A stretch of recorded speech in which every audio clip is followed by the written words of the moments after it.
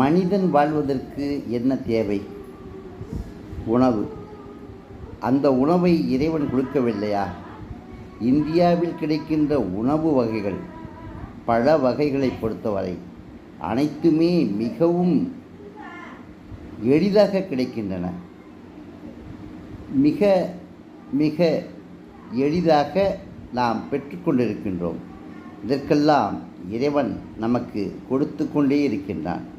அப்படி இறைவன் கொடுக்கின்ற அந்த உணவுகளை நாம் விரயம் செய்யாமல், வீணாக்காமல் மக்களுக்கெல்லாம் கொடுத்து கொண்டே இருக்க நமக்கு இறைவன் இன்னும் மேலும் கொடுத்து கொண்டே இருப்பான்.